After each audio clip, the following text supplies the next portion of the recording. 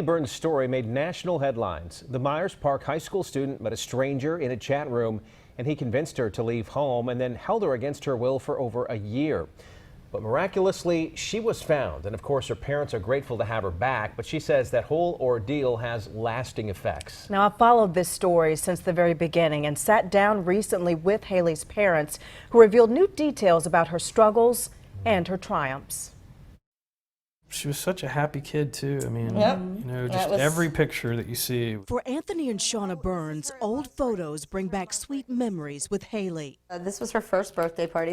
They never could have imagined at age 16 she would have mental health challenges, that a stranger would prey on her online and lure her away from home. If your kid is out there, they need to know that you are not giving up on them. That they right away, they started investigating on their own, gathering anything they could to help police, including Haley's DNA. And one of the first things that I did was I went in her room and I found her toothbrush and I found her hairbrush. One of the things I found in the trash can that really tipped me off as to what was happening was I found the laws for transporting a minor across state lines and the age of consent for every state in the country. Haley was missing for an agonizing 399 days, eventually found in Georgia, where the age of consent is 16. In a dramatic rescue, the FBI found her with Michael Wissolowski.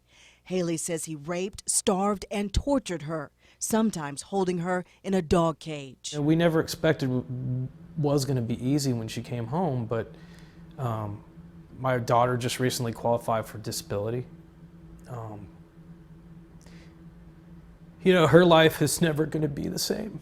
Haley has now attempted death by suicide at least 3 times. Her parents did not want her re-traumatized in court. Why would we take our daughter, who is already struggling, and put her through a huge national trial where she was going to be questioned as a liar? Where would that leave my daughter at the end of that? So in April, Wissolowski got a deal. He pleaded guilty to child cruelty and had to register as a sex offender with strict parole guidelines, including no pornography, no interaction with children, and was released. But he was recently rearrested for violating that parole. Haley's parents helped turn him in. We had several people watching, and one of those people came up with some evidence, which they brought to my attention. Credible evidence. And we, as the parents, being the victim's parents, forwarded that evidence to the DA and the parole officer. If convicted this time, Wissolowski could spend more than 9 years behind bars. He probably went along for years and years thinking, I'm beyond being caught. But he messed up when he got involved with our family. Haley Burns is 19 now and away from home again, set to enter a first-of-its-kind residential therapeutic health care facility outside of Mecklenburg County. These are Haley's. This is Honey. He's her boy. He's a sweet boy. He is.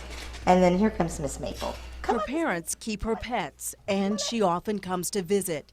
Haley now goes by a different name and is working to one day be able to live on her own. Today, my daughter, she's struggling, but she's living. She has a future ahead of her. She has prospects. She can really take her life in any direction she chooses to. And he's sitting in a jail cell right now. All she can do is hope to overcome it and to use it for good. Strong young lady and a strong family.